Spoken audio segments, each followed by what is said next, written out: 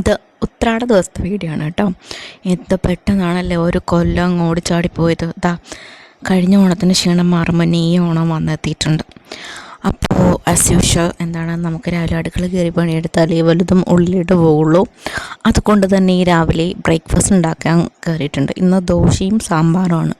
അപ്പം ഞാൻ ഓണം കണക്കാക്കി കുറച്ച് മലക്കറി വാങ്ങിച്ച് നല്ലിട്ടുണ്ടായിരുന്നു. നമ്മുടെ മലയങ്കിഴ് ഫെസ്റ്റ് കാണാൻ പോയപ്പോൾ അവിടെ ഒരുപാട് മലക്കറികൾ കൂട്ടിയിട്ട് വയ്ക്കുന്നുണ്ട്. അപ്പോൾ ഞാൻ വിചാരിച്ചു ലാഭത്തിന് കിട്ടുമെന്ന് കരുതി വാങ്ങിച്ചു കേട്ടോ. രാവിലെ തന്നെ നെല്ലിട്ടിൻ്റെ പണി കിട്ടിയിട്ടുണ്ട്. ഇത് ഈ കുന്തത്തിലിട്ട് വെച്ചിരുന്നതാണ് കേട്ടോ. ഞാൻ അതിൻ്റെ അകത്ത് തണ്ണിമത്തയിരുന്നു ഫ്രിഡ്ജിൽ. അപ്പോൾ തണ്ണിമത്തയെ അങ്ങോട്ടും ഇങ്ങോട്ടും മാറ്റിയിട്ട് ഇതെടുക്കുന്നതിൻ്റെ ഇടയിൽ ഇതെല്ലാം കൂടെ മറിഞ്ഞുകൊണ്ട് താഴെ പോയി. രാവിലെ തന്നെ എൻ്റെ മൂടൊക്കെ പോയി. അപ്പോൾ ഇതിൻ്റെ ഫ്രണ്ടിലെ ഏട്ടനാണ് കൊണ്ടുവന്ന് വെച്ചിട്ടുണ്ടായിരുന്നത്, ഈ തണ്ണിമത്ത വെച്ചിട്ടുണ്ടായിരുന്നത്. അപ്പോൾ ഞാൻ ഏട്ടനുമായിട്ട് അടി കൂടി നിന്നാണ് ഈ പറയുന്നത്.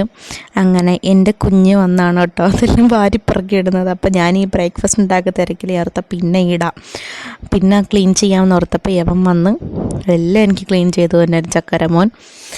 അങ്ങനെ അതിന് ശേഷം ഞാൻ ബ്രേക്ക്ഫാസ്റ്റ് ആയ ദോശയും സാമ്പാറും ഉണ്ടാക്കിയ കൂട്ടത്തിൽ തന്നെ കുറച്ച് പാവയ്ക്കായിരുന്നു. അപ്പം ഉച്ചത്തേക്ക് ലഞ്ചിനെടുക്കാമെന്ന് വിചാരിച്ച് പാവയ്ക്ക മെഴുക്കുവരട്ടി എനിക്ക് ഭയങ്കര ഇഷ്ടമാണ്. എത്ര പേർക്ക് ഇഷ്ടമുണ്ടെന്ന് അറിയത്തില്ല ഈ ഒരു കയ്പ്പുള്ള പാവയ്ക്ക. എനിക്ക് ആ കയ്പ്പിനോട് എന്തോ ഒരു ഇഷ്ടമാണ്.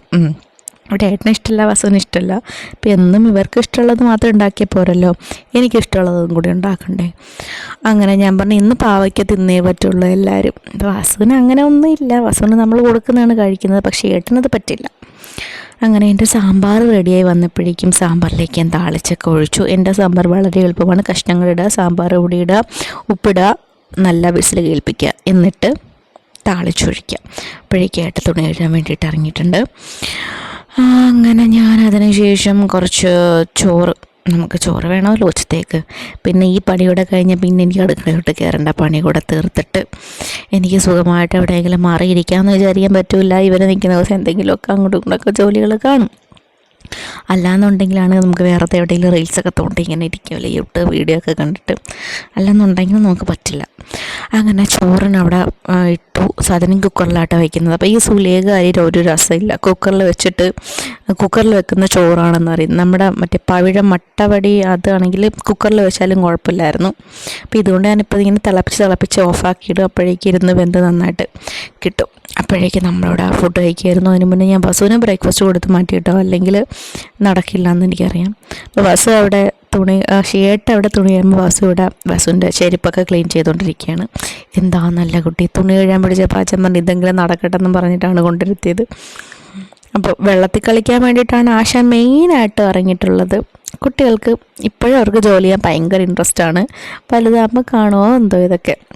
അപ്പോൾ അവൻ എന്തെങ്കിലും കഴിയേ പറ്റുള്ളൂ. അപ്പോൾ അച്ഛൻ പറഞ്ഞ് നിൻ്റെ ചെരുപ്പ് ഇന്നലെ ചെളിയിലൊക്കെ ചവിട്ടി കേടായി കിടക്കണം, നീ അത് തേച്ചൊന്നും ഉരയ്ക്കേണ്ട, വെറുതെ ഒന്ന് വെള്ളത്തിൽ വയ്ക്കാൻ പറഞ്ഞിട്ട് ഭയങ്കര തേച്ച് കഴിവലൊക്കെ ആയിരുന്നു. പിന്നെ എൻ്റെ ക്ലീനിങ്ങും പരിപാടിയൊക്കെ കഴിഞ്ഞ് ഞങ്ങളതേ ഫുഡ് കഴിക്കായിരുന്നു. ഉച്ചയ്ക്കത്തെ ലഞ്ച് ചോറ്, സാമ്പാർ, രസം. ഇവിടെ രസം എന്നും മിക്ക ദിവസങ്ങളും രസം കാണും.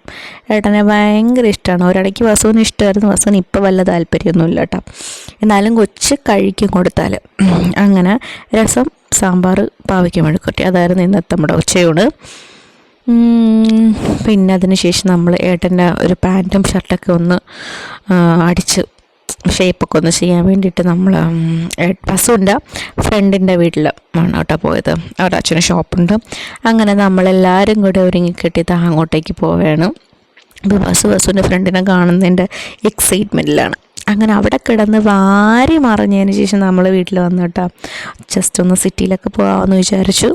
വന്നപാടെ വസുവിനെ ഞാൻ കുളിപ്പിച്ചു. കാരണം അവരുടെ വീട് പണി നടക്കുന്നുണ്ട്. അവിടെ കിടന്ന മെറ്റലൊക്കെ വാരി അവിടെ കിടന്ന് പൂണ്ട് വിളയാടിയിട്ടാണ് ബസ് വന്നത്. അപ്പോൾ നമ്മൾ വിചാരിച്ചു ഒന്ന് കുളിപ്പിച്ചിട്ട് കൊണ്ടുപോകാം, അല്ലാന്നുണ്ടെങ്കിൽ ആ മുഷിഞ്ഞ വേഷത്തെ എങ്ങനെയാണ് അങ്ങ് സിറ്റിയിൽ വരെ കൊണ്ടുപോകാമെന്ന് വിചാരിച്ചിട്ട് വന്ന് വേഗം അടിച്ച് നനച്ച് കുളിപ്പിച്ചതാ ഇവിടെ റെഡി ആയിരിപ്പുണ്ട്. അപ്പോൾ ഏട്ടൻ ആ അടിച്ച പാൻറ്റ് തന്നെ ഇടണം, പാൻറ്റിൻ്റെ കൂടെ ക്രോക്സ് ചേരില്ലാത്തൊരു ഷൂസ് വേണമെന്ന് പറഞ്ഞ് ഞാൻ എങ്ങനെയെങ്കിലും പെട്ടെന്ന് പോയിട്ട് വരാനുള്ളതിന് ഷൂസ് ഇട്ടുകൊണ്ടിരിക്കുകയെന്ന് പറഞ്ഞ് ഞാൻ ഈ വഴക്ക് കൂടിക്കൊണ്ടാണ് ഇരിക്കുന്നത്. എവിടെയെങ്കിലും ധൃതിപ്പെട്ട് പോകാൻ ഇറങ്ങിക്കഴിഞ്ഞാൽ നമ്മളെങ്ങനെയെങ്കിലും പോകാൻ നോക്കും. പക്ഷേ ഇവരങ്ങനെയല്ല, അവരവരുടെ കാര്യങ്ങളെല്ലാം കഴിഞ്ഞ് വളരെ പെർഫെക്ഷനോടുകൂടി അവരിറങ്ങി വരാറുള്ളൂ. അങ്ങനെ ദാ നമ്മളിത് ലൈറ്റ് കാണാൻ വന്നിട്ടുണ്ട്. ശാസ്തമംഗലം തൊട്ടേ അങ്ങോട്ട് ഇട്ടിട്ടുണ്ട് കേട്ടോ. അപ്പം നമ്മുടെ മലയങ്കഴി ജംഗ്ഷനിൽ നിന്നും ഒരു തിരക്കാണ്, അവിടെ തിരക്ക്, പേയാടും തിരക്ക്. അപ്പം പിന്നെ ബാക്കിയുള്ള സ്ഥലങ്ങളും തിരക്കില്ല. അപ്പം ഞാൻ പറഞ്ഞ ഏട്ടാ തിരക്കൊന്നുമില്ല, നമുക്ക് സമാധാനത്തെ പോയിട്ട് വരാം. അങ്ങനെ നമ്മൾ ശാസ്തമംഗലം വരെ വലിയ എപ്പോഴത്തെയും പോലുള്ള തിരക്കിൽ തന്നെയാണ് കേട്ടോ വന്നത്. അത് കഴിഞ്ഞപ്പോൾ അതാ കനാകുന്നിൻ്റെ ഫ്രണ്ട് കണ്ടപ്പോഴേക്കും മതിയായി. ഞാൻ പറഞ്ഞു വേണ്ട കേട്ടോ, നമുക്ക് കനാകുന്നി കയറ്റം നടക്കുന്നത് തോന്നണില്ല, നമുക്ക് മ്യൂസിയം കാണാം, മ്യൂസിയത്തിൽ എന്തായാലും ലൈറ്റ് ഉണ്ടാവുമല്ലോ.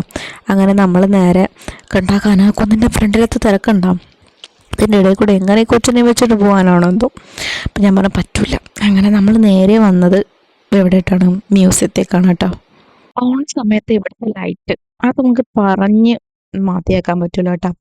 അമ്മാതിരിയാണ് ഇവിടുത്തെ ലൈറ്റ്. എൻ്റെ പൊന്നെ, ആലപ്പുഴയിൽ ഞാൻ കണ്ടിട്ടില്ല ഇമ്മാതിരി ഇത്രയും ലൈറ്റ് അറേഞ്ച്മെന്റ്സ്. നല്ല രസമാണ്. ട്രിവാൻഡ്രം പൊളിയാണ്. ഇപ്പോഴാണ് ഇതൊക്കെ ഒന്ന് എക്സ്പ്ലോർ ചെയ്യാൻ പറ്റുന്നത്. അങ്ങനത്തെ ഈ സൈക്ലിംഗ് ആളുകളൊക്കെ പോകുന്നുണ്ടായിരുന്നു കേട്ടോ. എന്താണോ എന്തോ അങ്ങനെയായിരിക്കും പറയുന്നത്. പിന്നെ ദാ മ്യൂസിയത്തിൽ വന്നപ്പോഴേക്കും ഉണ്ട് ഇവിടെ കളരിപ്പയറ്റ് കിടക്കുന്നുണ്ടായിരുന്നു കേട്ടോ, കുട്ടികളും വലിയവരുടെയൊക്കെ. അങ്ങനെ അതിനുള്ള കുട്ടികളൊക്കെ ആണ് ദാ പോകുന്നത്. പിന്നെ കുറേ നേരം ഇവിടെ തന്നെ നിന്നു. ഞാൻ പറഞ്ഞ ഏട്ടാ ആ തിരക്കിലും പോകുന്നത് ഇവന് കുറച്ചൊരു ഓടിക്കളിക്കാനും ബഹളം വയ്ക്കാനും ഇടയുണ്ട് ഇവിടെ. നമ്മൾ ഇവിടെ തന്നെ നിൽക്കാമെന്ന് വിചാരിച്ചു. പിന്നെ ഇവിടെ നടക്കുക, ഓടുക, മറിയുക, ചാടുക വസുവിന് ഭയങ്കര ഇഷ്ടമാണ്. കാരണം ഇവിടെ വന്നു കഴിഞ്ഞാൽ നമ്മളങ്ങനെ പിടിച്ചു വയ്ക്കേണ്ടതായിട്ട് തോന്നാറില്ല. അങ്ങനെ വിട്ടുകൊടുത്താൽ അവൻ കടന്ന് കളിച്ച് മറിയും. ബാക്കിയുള്ളിടത്ത് നമ്മൾ റോഡ് വണ്ടി വരും എന്നൊക്കെ പറഞ്ഞാൽ പിടിച്ചു വയ്ക്കൂലേ, ഇവിടെ ആ ഒരു പ്രശ്നം അതിന് വരുന്നില്ലല്ലോ. അങ്ങനെ വസു ഇവിടെ മാക്സിമം എൻജോയ് ചെയ്തുകൊണ്ടിരിക്കുകയാണ്. അവിടെ എല്ലാം എന്തൊക്കെയോ പ്രോഗ്രാംസ് ഒക്കെ നടക്കുന്നുണ്ടായിരുന്നു കേട്ടോ, ഗാനമേള അതും ഇതൊക്കെ ആയിട്ട്. കമ്പാരിറ്റീവ്ലി ഇവിടെ വളരെ തിരക്ക് കുറവായിരുന്നെന്ന് വേണം പറയാൻ മ്യൂസിയത്ത്. കാരണം ബാക്കി പ്രോഗ്രാംസ് നടക്കുന്ന സ്ഥലത്തൊക്കെ ആയിരുന്നു തോന്നുന്നു റഷ് ഉണ്ടായിരുന്നു. എന്നാലും കനകക്കുന്ന് കണ്ടപ്പോൾ എൻ്റെ ഫ്രണ്ട് കണ്ടപ്പോൾ എനിക്ക് മതി. ഞാൻ പറഞ്ഞു ഞാൻ എന്തായാലും അങ്ങോട്ടേക്കില്ല. അങ്ങനെ കൊച്ചിനെയും വെച്ച് തിരക്ക് പിടിച്ച സ്ഥലത്ത് പോകാനും പറ്റില്ല. അങ്ങനെ പോകണ്ടെന്ന് പറഞ്ഞിട്ടാണ് നമ്മൾ ഇങ്ങോട്ട് വന്നത്. പക്ഷെ അത് വളരെ നല്ലൊരു തീരുമാനമാണെന്ന് തോന്നി. കാരണം നമുക്ക് സമാധാനമായിട്ട് നടക്കാനും വസുവിന് ഓടാനും ചാടാനും മറിയാനും ഒക്കെ സ്പേസ് ഉണ്ടായിരുന്നു കേട്ടോ. അതുകൊണ്ട് അവിടെ ഒന്നും ആളേ ഇല്ലായിരുന്നു.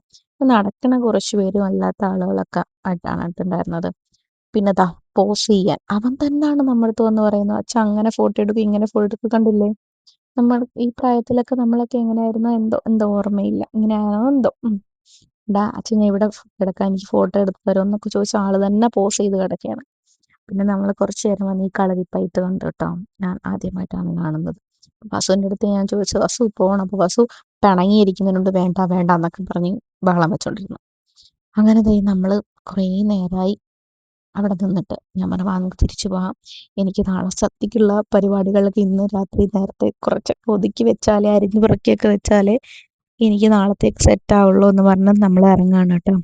വസുവിന് വരാൻ താല്പര്യമേ ഇല്ല. വന്ന ഉടനെ ചോദിച്ചത് ഇപ്പം നമ്മുടെ സൂവിൻ്റെ അകത്ത് രണ്ട് സീബ്രയും രണ്ട് ലൈൻ കുട്ടീസും വന്നിട്ടുണ്ട്. സിംബയും സുബിയും എന്നാണ് കേട്ടോ അതിൻ്റെ പേര്. അപ്പോൾ വസു ന്യൂസിൽ കണ്ടു ഇത്. അതുകൊണ്ട് എൻ്റെ അടുത്ത് പറഞ്ഞ് അമ്മ പോണം എന്ന് പറഞ്ഞ് വാശി പിടിച്ചാണ് കേട്ടോ വന്നത്. ഞാൻ പറഞ്ഞില്ല, പകലൊരു സമയത്ത് കൊണ്ടുവരാന്ന് പറഞ്ഞിട്ടാണ് പിന്നെ ഒരുവിധം അടങ്ങിയത്. അപ്പൊ സൂ കണ്ടപ്പോഴേ പറഞ്ഞു അമ്മ ഇവിടെ ഉണ്ട്, ആ രണ്ട് കപ്സ് ഇവിടെ ഉണ്ടെന്ന് പറഞ്ഞാണ് ബഹളം ഉണ്ടാക്കിയത്. സീബ്രയെ കാണണം എന്ന് പറഞ്ഞിട്ട്. കുട്ടികൾക്ക് ഇതൊക്കെയാണല്ലോ ഇഷ്ടം. അതെ, വാസുവിന്റെ അടുത്ത ഫേവറേറ്റ് സാധനമാണ് ഡൈനോസർ. അങ്ങനെ ഡൈനോസറിന്റെ ഫ്രണ്ടിൽ നിന്ന് പോസ് ചെയ്തിട്ടുണ്ട്. അച്ഛാ ഫോട്ടോ എടുക്ക അച്ഛാ. ഈ അടുത്ത പോസിംഗ് ആണ് വണ്ടിയുടെ പുറത്ത് കയറിയിട്ട്. എന്തൊക്കെ പോസാണോ എന്തോ, അവർക്ക് തന്നെ അറിഞ്ഞൂടാ അവരെന്തൊക്കെയാണോ ചെയ്യണത്. അങ്ങനെ ദാ നമ്മള് ലൈറ്റ് കാണലൊക്കെ കഴിഞ്ഞ് നമ്മൾ നേരെ വീട്ടിലേക്ക് പോവാണ് കേട്ടോ. ഇനി വീട്ടിൽ ചെന്നിട്ടാണ് എനിക്ക് ഒരു പിടിപ്പത് പണിയുള്ളത്. അപ്പോൾ വന്ന പാട് തന്നെ ഞാൻ ഫുഡ് കഴിക്കായിരുന്നു കേട്ടോ. അപ്പോൾ നമ്മൾ ഉച്ചത്തെ സാധനങ്ങളൊക്കെ ഉണ്ട്. പാത്രം നോക്കണ്ട, ഞാൻ ചട്ടിയിലാണ്, പാവയ്ക്ക ഉണ്ടാക്കിയ ചട്ടിയിലാണ് ഇട്ട് വടിച്ച് വാരി കഴിക്കുന്നത് എല്ലാം കൂടി. അങ്ങനെ ഇനിയാണ് എനിക്ക് പണിയുള്ളത്. രാത്രിത്തേക്കുള്ളതെല്ലാം നാളത്തേക്കുള്ളതെല്ലാം എനിക്ക് ആക്കി വെച്ചാലേ എനിക്ക് നാളെ കുറച്ച് ഈസി ആവുള്ളൂ സദ്യ പരിപാടികളൊക്കെ. അപ്പം ഇതൊക്കെയാണ് എൻ്റെ ഒരു ഉത്രാടം, എൻ്റെ എന്താണ് ഉത്രാട പച്ചിൽ അങ്ങനെയല്ലേ പറയാറ്. വലുതായിട്ടൊന്നുമില്ല. നാളെ ഒരു കുട്ടി സദ്യ ഉണ്ടാക്കണം. അതിന് വേണ്ടിയുള്ള പ്രിപ്പറേഷനിലേക്ക് ഞാനിപ്പോട്ടെ. അപ്പോൾ നമ്മുടെ കുഞ്ഞു വീഡിയോ ഇത്രേ ഉള്ളൂ കേട്ടോ.